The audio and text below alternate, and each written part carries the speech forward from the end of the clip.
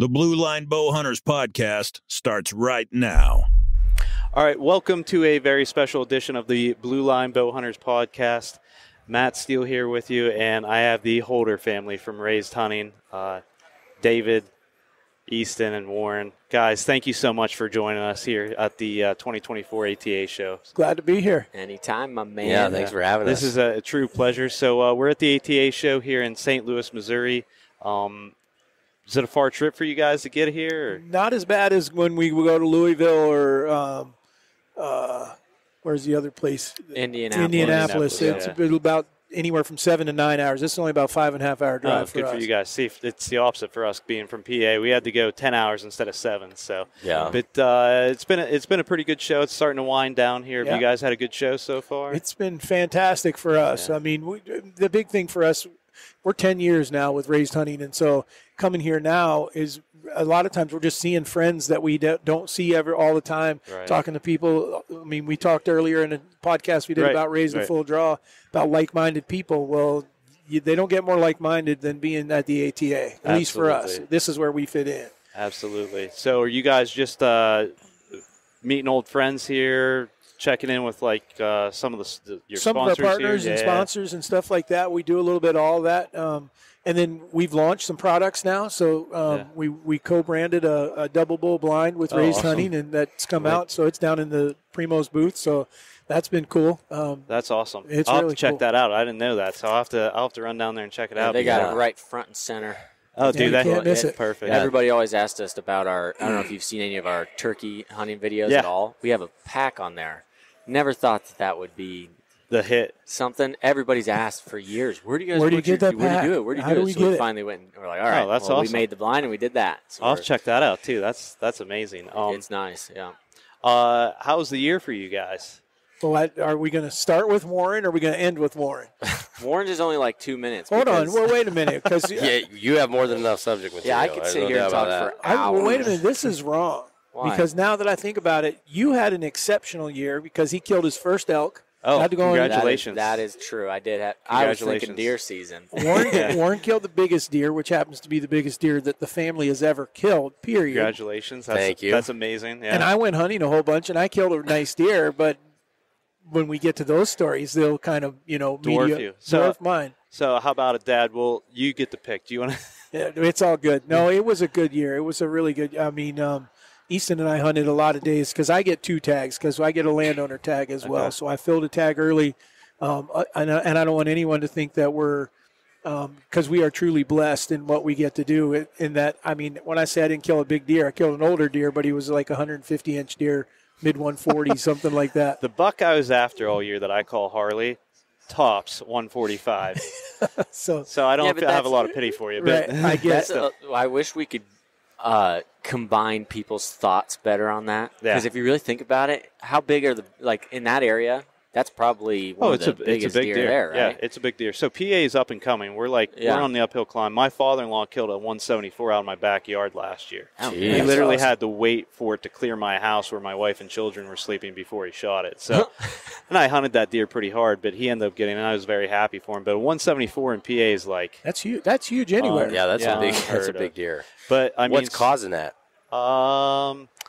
We put an antler restriction in. I want to say, man, it's probably been about 15 years where you have to have 3 on one side.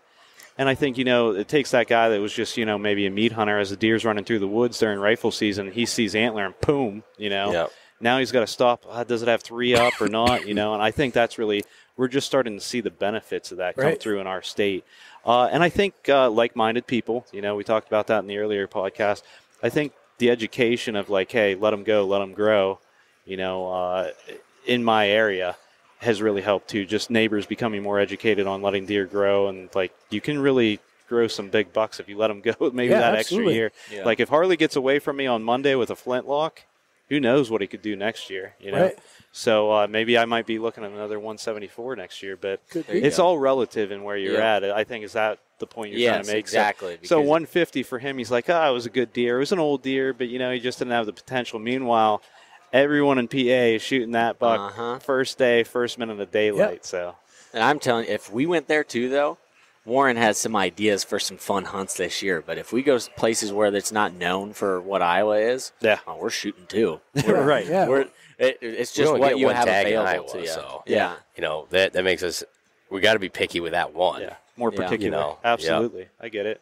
Yeah, so get a little spoiled, it's okay. So before we did any whitetail hunting, Easton's first Easton had elk hunted before. He'd been with me, but what happened was we moved from Montana to Iowa right as he was getting old enough to hunt. Mm-hmm.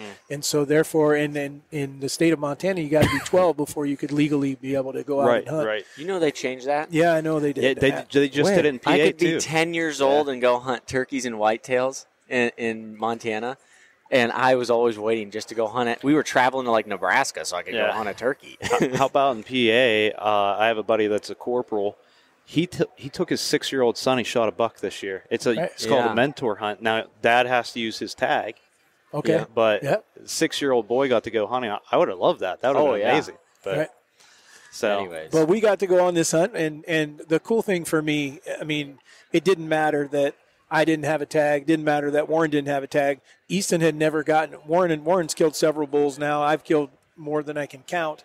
And so Easton was getting to go. So what we did was we split up, and we got big kudos to the Primos crew because they brought us on and the hunt that we went on to do this. We were going to do it with Will, but he couldn't make it.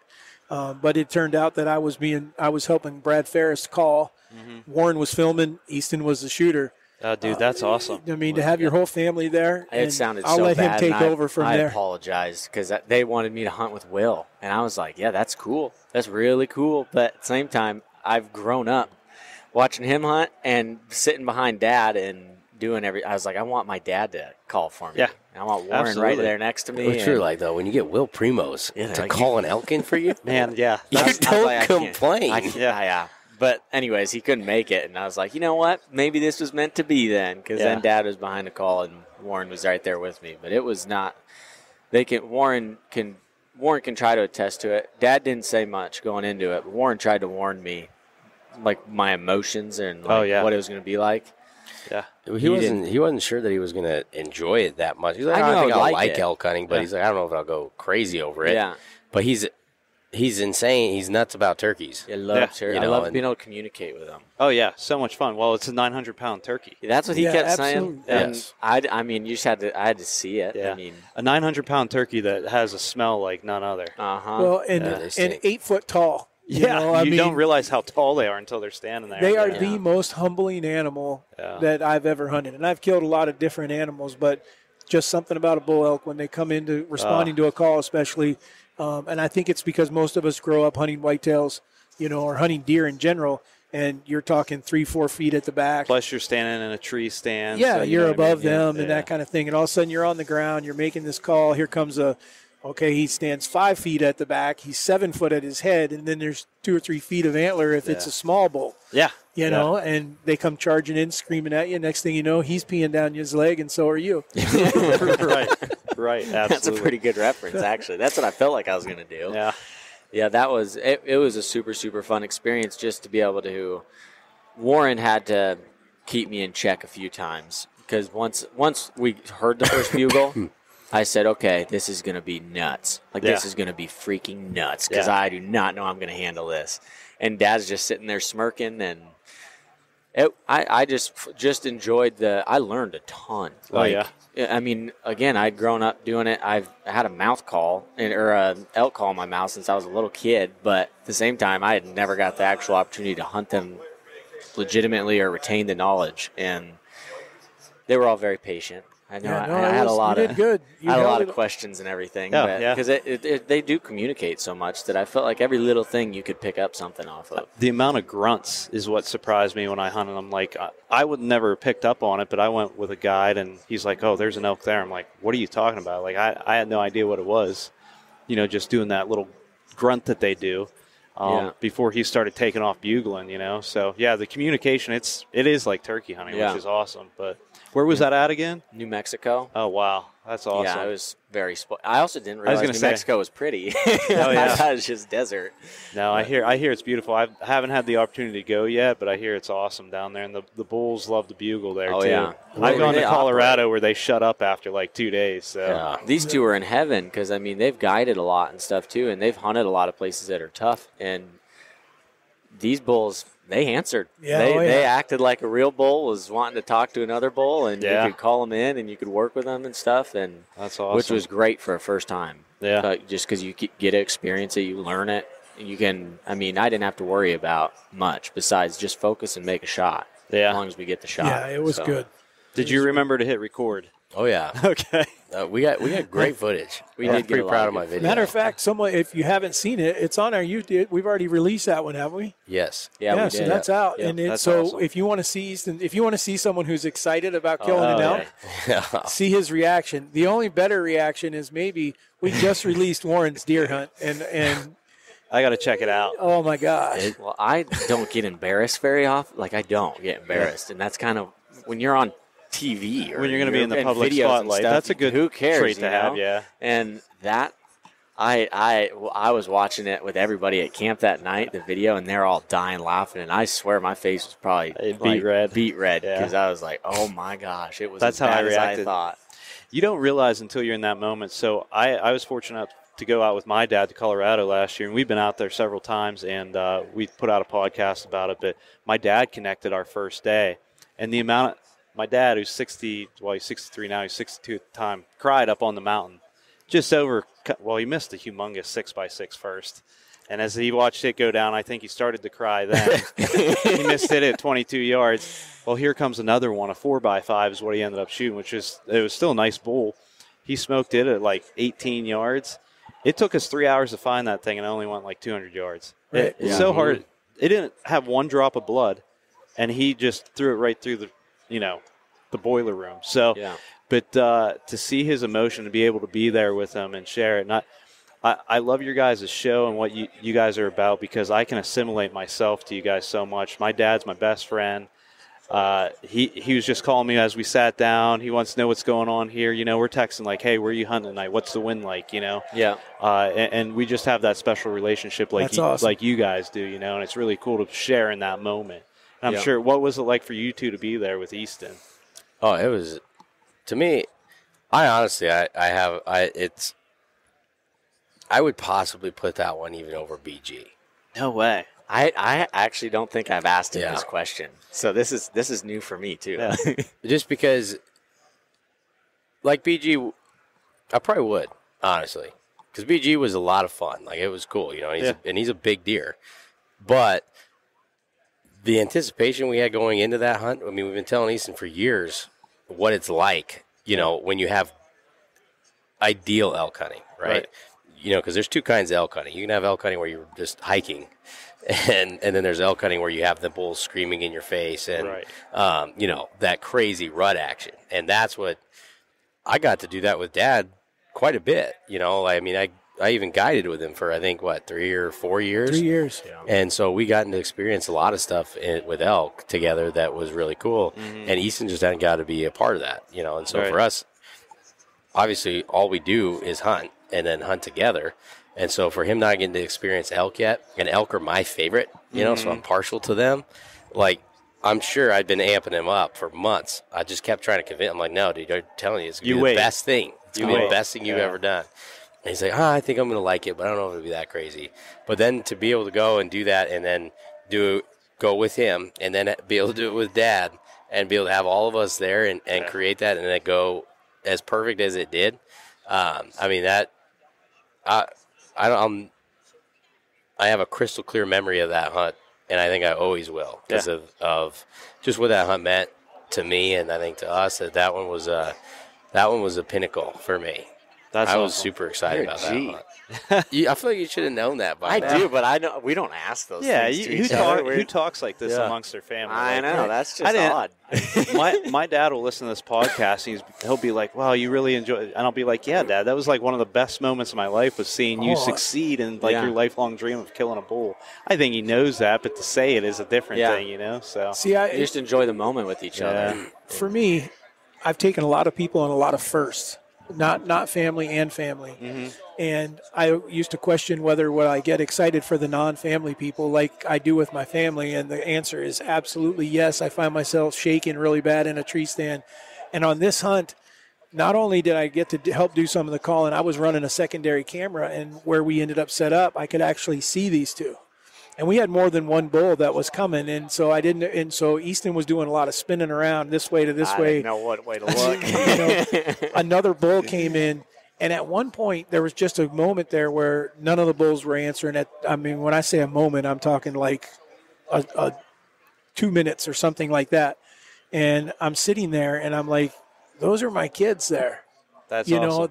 Those are my boys over there doing this, and I was confident. I was like, they're going to get it done. There's no two people that I would rather have out in front here with a camera and a bow right now than these two. And then on top of that, myself and Brad back behind them calling, I was like, this is going to work. I don't know which one it's going to work on, but it's going to work. And then when Easton shoots, and he just loses it. I didn't know that I was holding myself together that much. And I go into hunt mode at that point, though. Right. I'm like, you don't count anything with an elk, just like you guys are talking about. Right. I've experienced enough of them that might get away, so I'm really, really reserved. So it wasn't until 30 minutes later when we all got together, decided what we were going to do, walk up, bull's laying on the hill, and he walks up on it. And I just remember him putting his hand on the antler. And I was like, this is cool. I look over, and Warren's trying to capture all. He's got this huge grin on his face, and I was like, you cannot explain it. The closest description I can give is someone that might understand would be, imagine if you could be on the field with your kid when they score a touchdown. Oh, yeah. That's what it would be. And you just can't. That's why I say hunting is above all other sports, because you just don't get to do it with them. You can watch them. But, I got to actually be a part of it and play in that role. That's awesome. It was what a great hunt. It was nuts. When he says I lost it, I lost. Like, I was hyperventilating. And I know I normally get in a mode. Like, if I've got a deer coming in or a turkey coming in, I kind of just shut down everything else. Right. And I'm just focused on where I'm going to shoot and when. And that's it. Yeah. And I don't feel any emotion. And, I'm pumped. I can feel my heart's going, but I just ignore everything.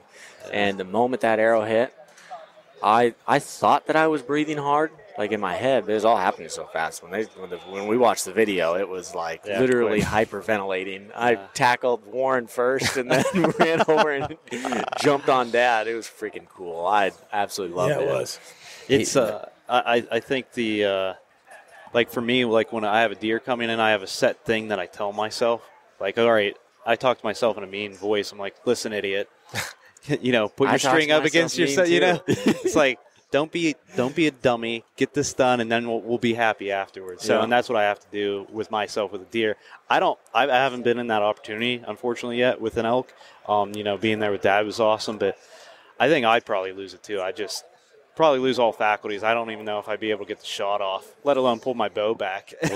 Don't lose it till after you shoot them. That's the key, is holding it together till it's done. That was a big like a confidence booster for me, because everything that I've learned from him and him that I take together and put them together, he has one way of keeping himself calm when something's coming in. Warren has another way, and I kind of use them both, but I knew that, like, in the past few years, for whatever reason, something's clicked, and I do it very, very well to be able to keep my composure. I told him going into it, I said, if I can do it on an elk, I think I'm good. I think I'm going to be able to handle it. And when that one, like, I was fully expecting, like, the first bull that I got a shot at, like, I was screwing something up, like, just because I wouldn't be able to handle it. And after that, though, I was like, okay, Warren, we're good. We got this. Ready to go now. No worries. Yep. Are you hooked?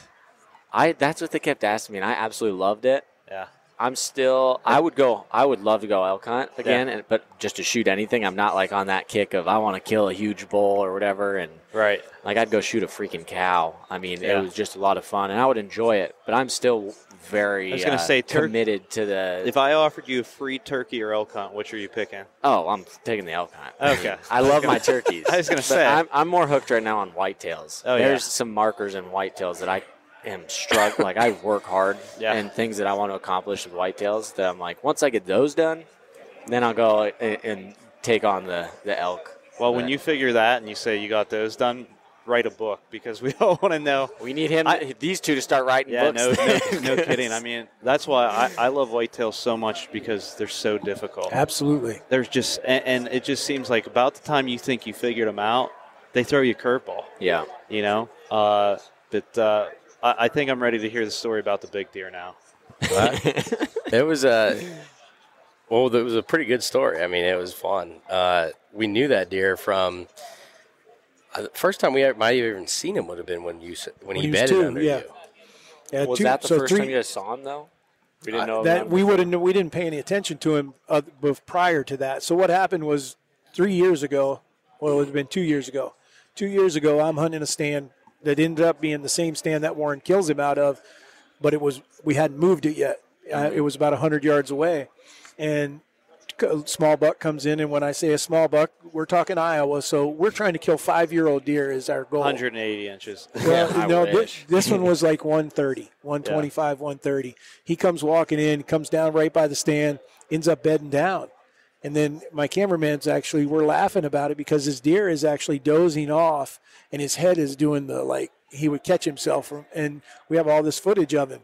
So at the time, we're like, wow, he's a cool little deer. Maybe he'll grow into something someday. We didn't know that the next year he blew up from there to what he was. That told us that this is going to be a really big deer. Mm-hmm. And Warren's the one that can go through the sheds and pick out, oh my gosh, look at who it is. And so he found one of the sheds from when the deer was 2. And then we said, well, we remember that deer we have footage of him. So we went back and looked at it. And then so at 3 years old, this deer we ended up finding one of his sheds, and we roughly had him about the 172-inch mark as a 3-year-old. Well, that's what made him hard to recognize is because he went from 125, 130 to. That's crazy, 50 inches in a year? Yeah.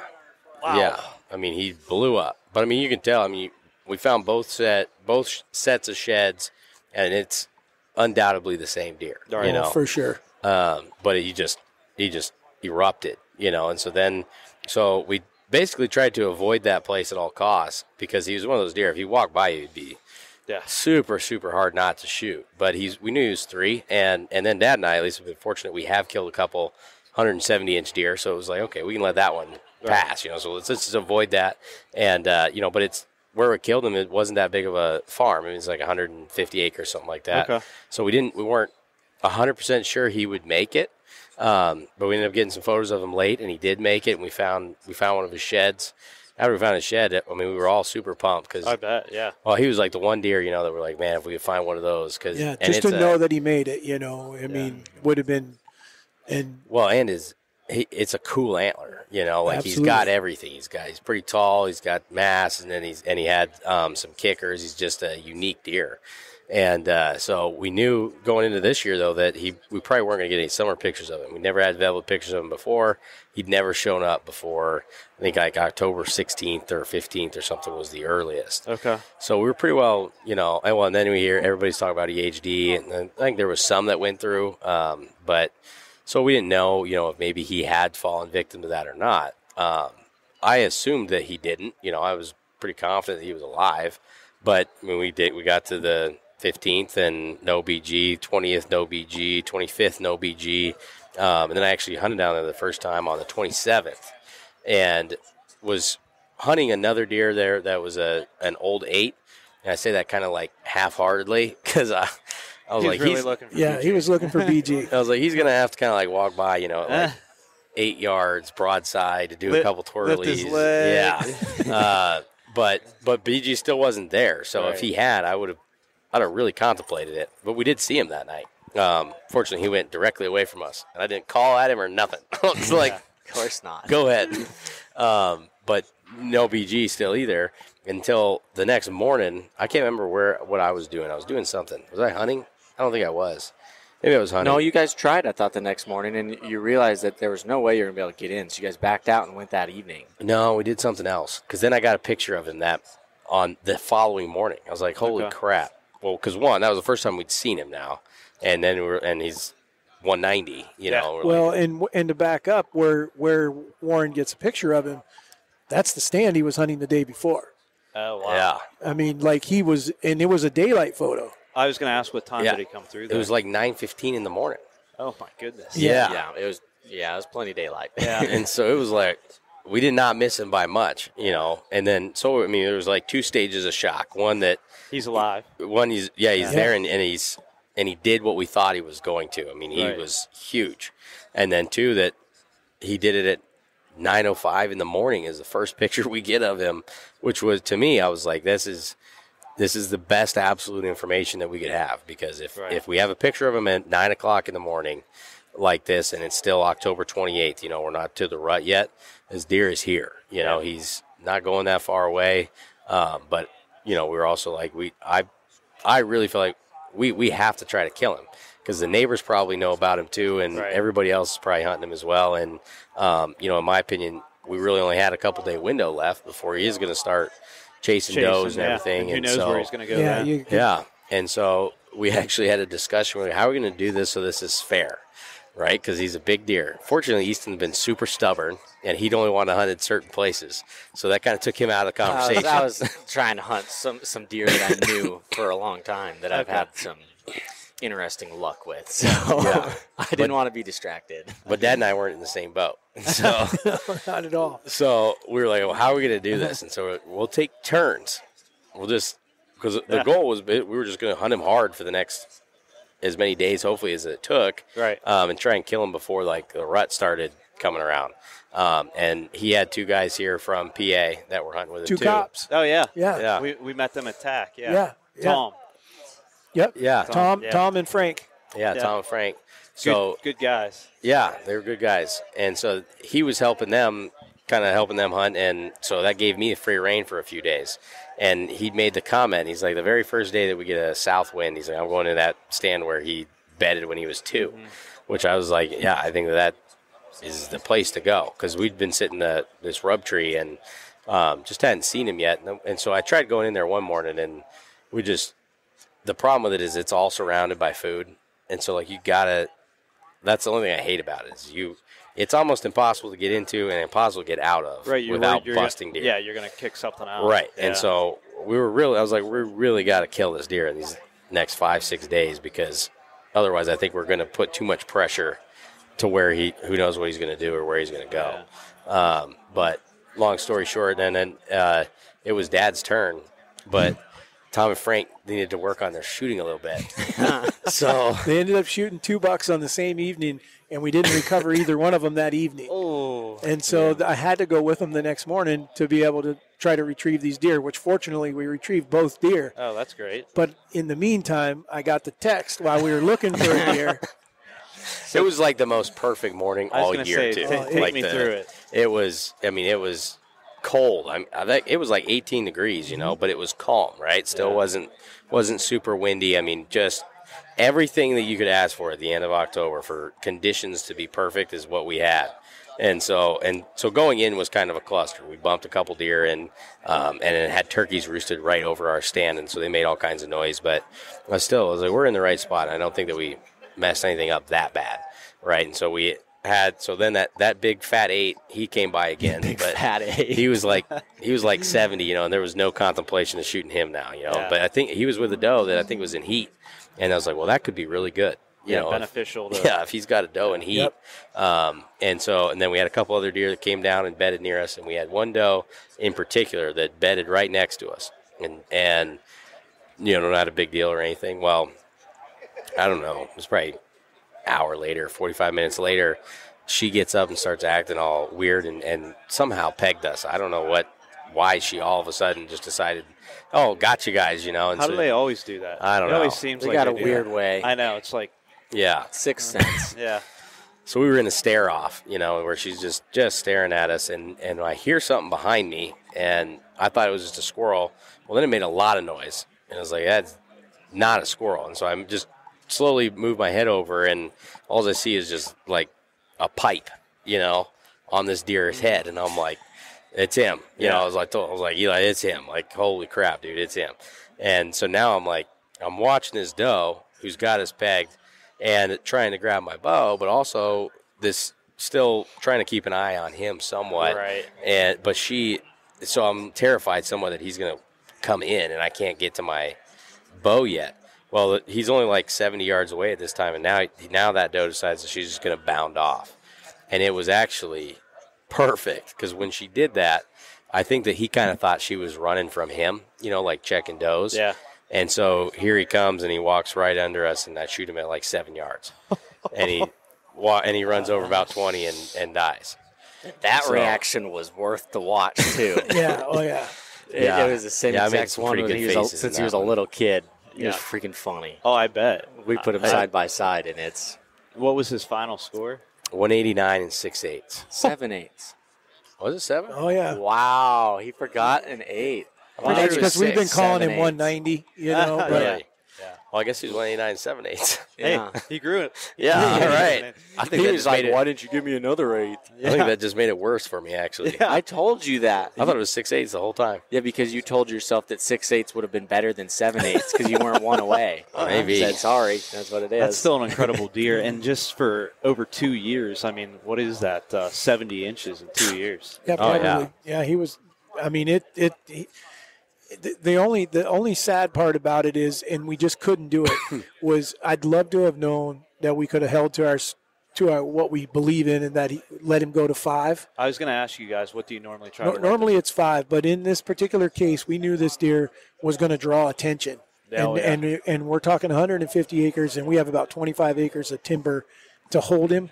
He's not. No, he's not going to hold there. And so the chances of him making it from someone poaching him or just someone else hunting him and killing him was the chances were almost 0. So we agreed on this will be a 4-year-old we would have to hunt.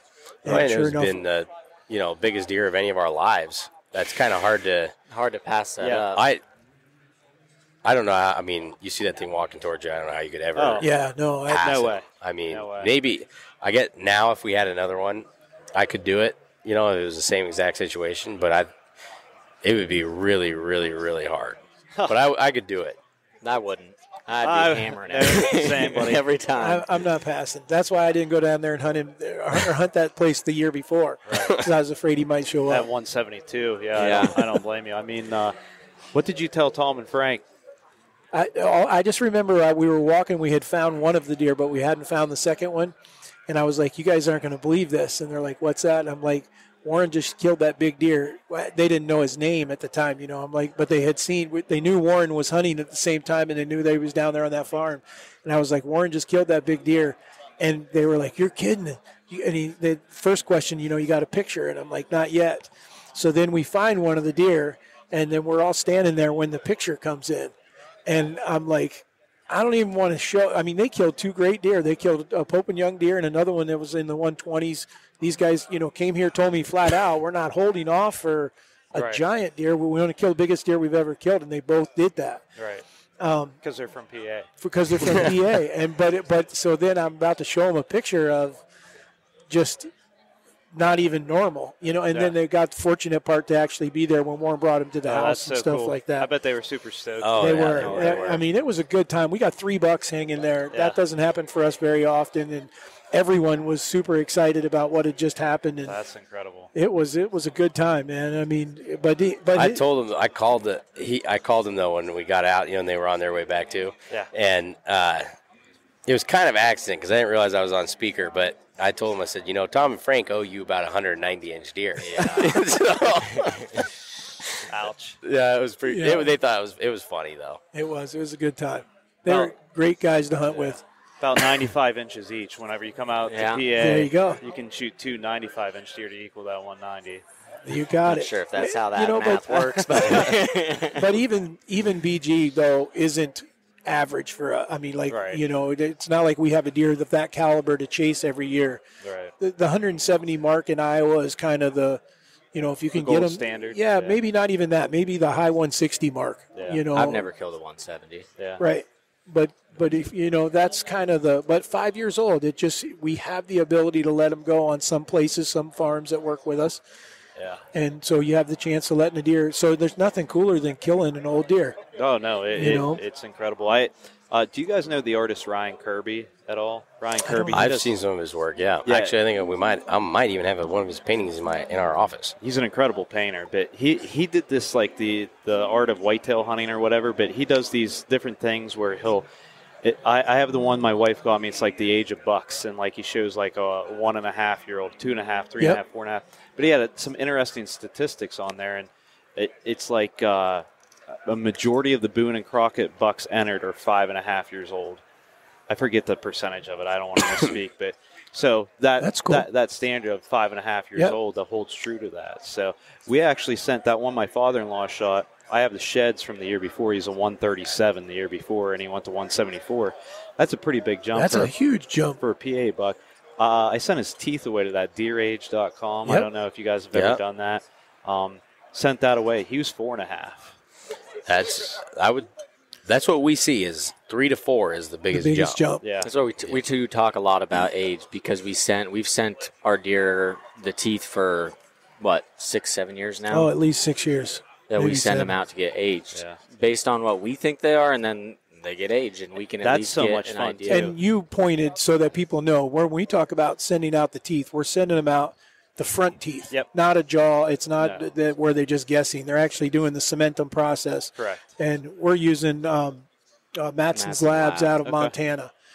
Deer Age, I think, does the exact same thing. They actually cut those front teeth. That's what I did. I took the 2 front lower teeth out and sent them away, and then it was like, 90 days or something. And all of a sudden you get an email, and it's like, okay, what do you think he is? What do you think he is? Yep. We all had him at 5.5. We figured it's like a PA deer. He has to be 5.5, right? And then they said 4.5, so. I bet they're right. I mean, one thing that we found that if anything, that when we were aging our deer, we were aging them a year too old. Yeah. Now, in this particular case, there's just no way that BG was more than 2 when I saw him. So I know we haven't sent the teeth in yet, but there's no way that he's any older than 4, I don't believe. And that's crazy. We've learned so much about the age of deer from that. Like I saw a podcast the other day, these guys talking about this deer. It's a giant deer. It's like 220 inches, and they're like, he's probably 8 or 9 years old to be able to grow a rack like that. And from what we've learned now, I would tell you absolutely not. Right. That deer is on the downward 7 at the max, because the few deer we've had, I mean, now we've gotten to get at least a decent sample size, but every single one that's made it to 8 has gone down. Right. And typically it seems like 6 is the biggest year. Then 7, they'll go down a little bit, but it's not like crazy. And then it seems like 7 to 8, they take a hit. They make a big drop. When I killed Bullwinkle, that deer was 8 as well. Mm-hmm. And he was from 6. At 6, he was probably high 80s to maybe 190 as well. And then when I killed him, he was 172. And his right side was 87 inches, where his left side was 64 or something like that. I mean, just a drastic Now there's one deer that's going to balk our system, but Ralph? No, Mr. Liss. Yeah. Because so Mr. Liss is an 8-point buck. He's been an 8-point buck for, we named him Mr. Liss because Warren's fiance shot him and actually hit him through the back. Sounds so terrible. 4 years ago. And then shot at him again last year and missed him completely. Ouch. And so we named him after her. And so anyhow, long story short, there's no way that he was any less than 3 or 4 years old the first year she shot him. So we believe we got an 8-year-old deer, maybe, or going into 9 possibly next year. But my point is he never was a big deer. I mean, he's 140. If he's 145, he's lucky. Yeah. And that's what he's been his whole time. From the very first year that she almost shot him. Same year, same rack. That's interesting.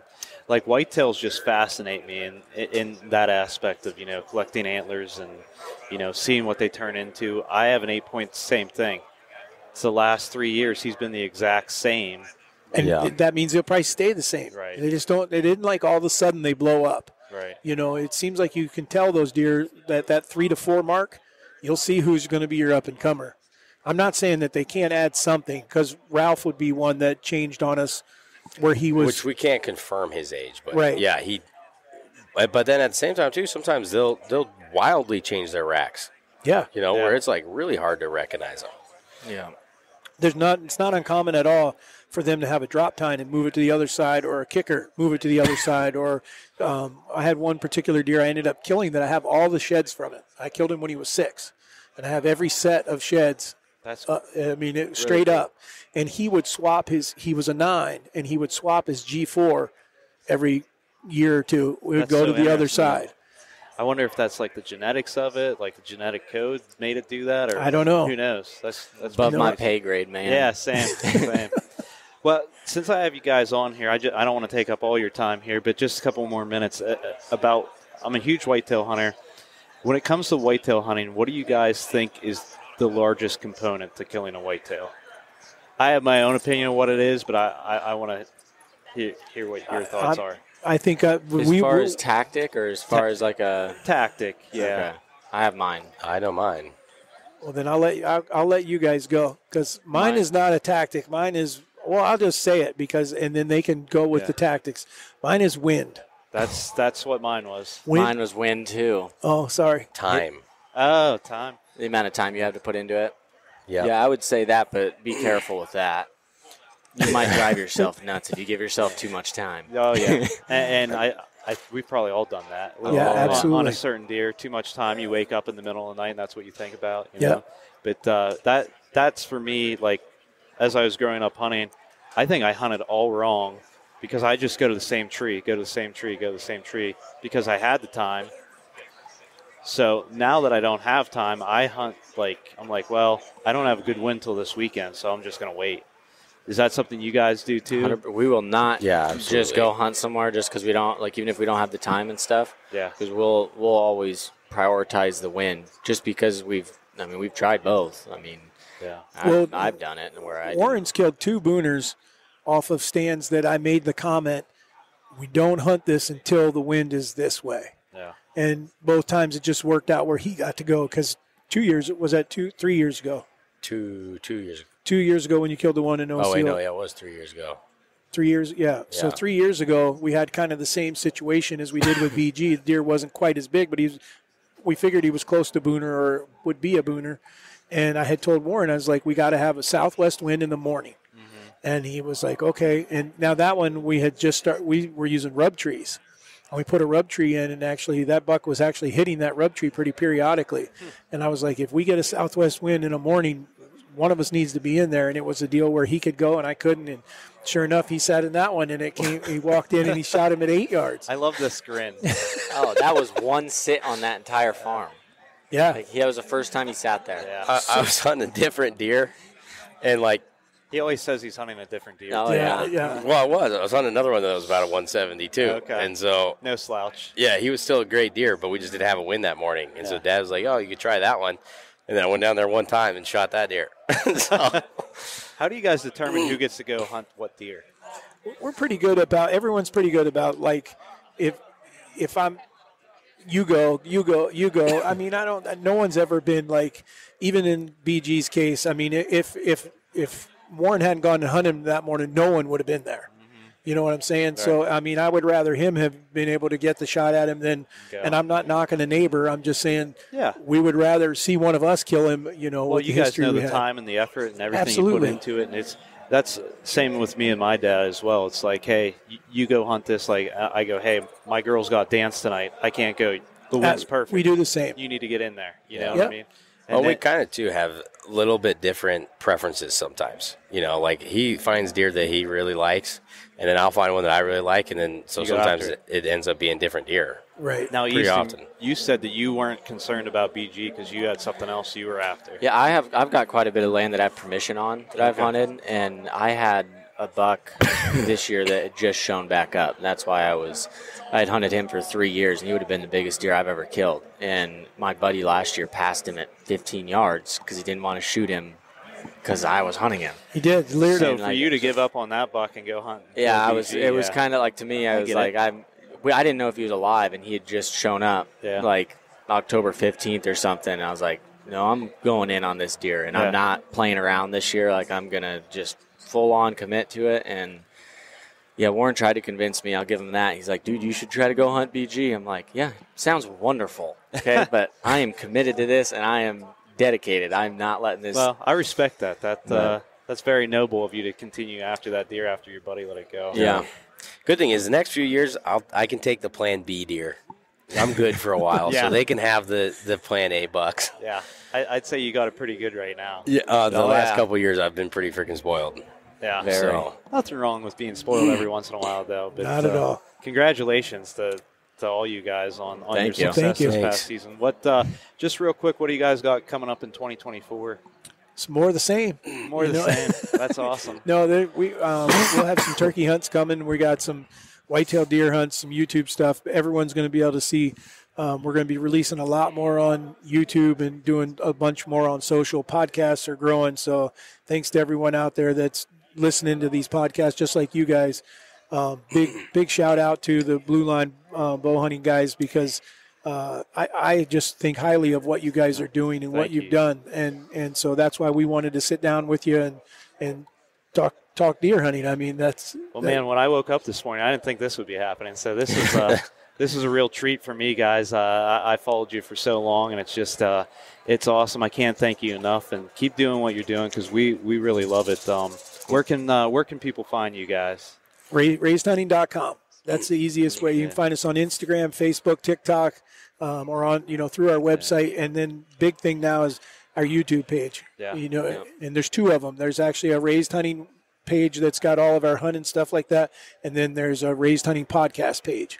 Awesome. So if someone likes podcasts, absolutely. subscribe. Hopefully to our both. listeners love it. So to our listeners, head over and watch this podcast, watch their podcast. But I can tell you, as soon as I get off this, I'm going to get on and see Easton's reaction, because I haven't seen this yet. It's awesome. Yeah, it's good. That's on the regular Raised Hunting YouTube page. So I love the way that you guys say podcast. How do you Podcast. say it? Podcast. You know, I'm gonna Podcast. start saying it that Oh, way. yeah.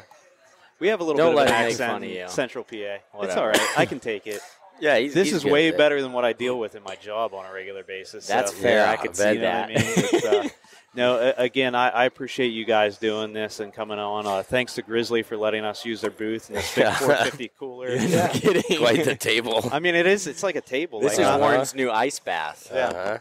Yeah, we talked Well, about thanks for that having us earlier, on, too. man. We appreciate Put it. Yeah, that's BG fun. in this, you know what I mean? So Yeah. You could fit 3 of BGs in I here. don't think so. He'd have been tough to fold. This cooler's big, but that rack is like humongous. this. It's just, yeah. He's a fisherman. The mass on him is pretty crazy. It's Yeah. pretty cool because he carries his mass The whole through way all out. the tines and stuff. So, yeah, I mean, he's just, when it comes to like a heavy deer, he's just Got it all. Big. yeah, he's Yeah. got a lot of mass. That's awesome. So, Yeah. Well, we'll be looking for the success here in 2024. And again, guys, thank you so much for joining the Blue Line Bow Hunters podcast. Make sure you guys check out Raised Hunting. Check out the holders. You guys are great people, like-minded people. And again, we just really appreciate it. And we hope you guys check us out on the next edition of the Blue Line Bow Hunters. thank you guys. And we're going to end, we back the blue. We Oh. appreciate you Oh, guys and heck what yeah. you do. I was trying to get you to All say your listeners. podcast because you like saying I wasn't going to say Podcast. podcast yet, but I got to Podcast. make sure we appreciate you guys. You Oh, guys do that's that. fair. So. Absolutely. Yeah, you guys were But, on the same yeah. wavelength there. Thanks for listening to the Yeah, podcast. I was like, I threw it to you for the podcast. But no, thank you guys. Appreciate it so much. Awesome, brother. Thank you, Matt. Thanks, man. fellas. Yep. Thanks, buddy. All right. We'll catch you guys next time. Thank you, Jared, who's been running the camera the Oh, whole yeah. time over there. Jared You had to man. step out real quick. So, all right. Thanks, fellas. Check out the Blue Line Bow Hunters on Facebook, Instagram, YouTube, or their website, www.bluelinebowhunters.com. Thanks for listening. Until next time, watch your six